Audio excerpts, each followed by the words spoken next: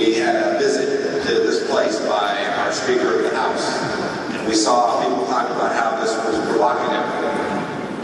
We've seen your president and others in your country here in Taiwan talk about basic rights to defend their own sovereignty and make decisions for themselves. Some in the global news and many from the Chinese propaganda machine will say, this is provocative, this is threatening. We should never forget who's threatening. It is not the great people of Taiwan. It is not the United States of America. The only threat to this region, people who desire to upend what we know is right and decent and moral, is in fact the Chinese Communist Party. Madam President, it's fantastic to see you again. And it's great to be with you. It's great to be outside of Taipei and get a chance to see another part of this great country as well. Thank you all for joining me. Thank you for putting this together. What a lovely gathering. What an important time, too, to talk about how we can collectively deliver for our two countries. And that's where I want to spend my time. We all know the geopolitical realities. I have three ideas for you today. The first is this.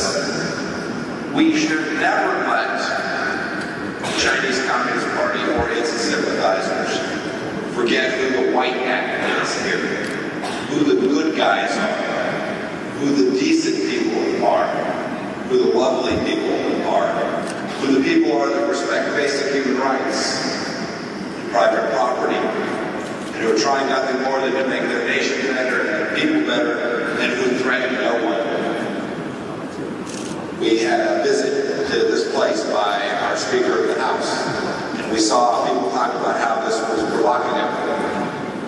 We've seen your president and others in your country here in Taiwan talk about basic rights to defend their own sovereignty and make decisions for themselves.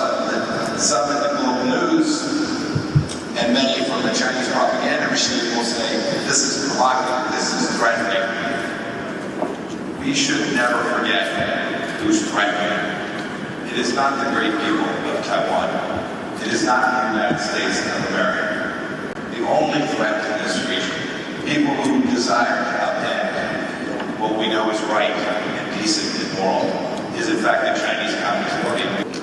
The last thought is that there are many elements that will convince the Chinese Communist Party that today's situation, in fact, reflects the reality of Taiwan as this important place that is different and separate and independent from that China.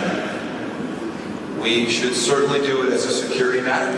You all have an important role to play there. And you all have increased your capacity to defend this place in ways that are important and special. It reminds me very much of what the remarkable people of Ukraine are doing even as we sit here today. You understand how important it is to get this piece of it right. And you should know you have great partners. In America, for sure, this is not partisan. It is Republican.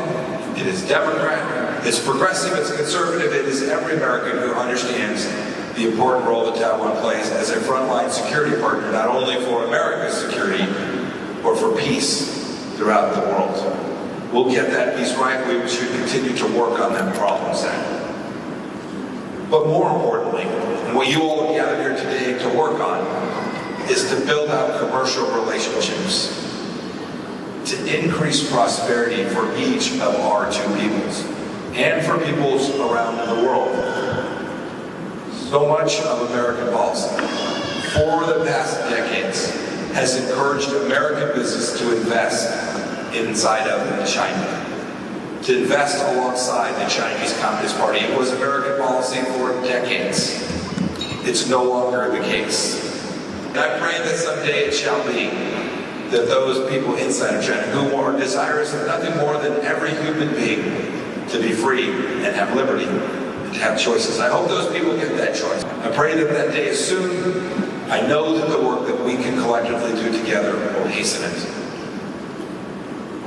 I'll close with this thought from someone who was, long ago, a young officer who patrolled the then East German border.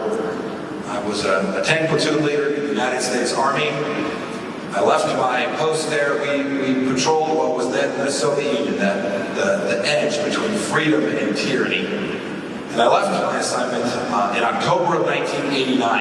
I went on to my next duty station.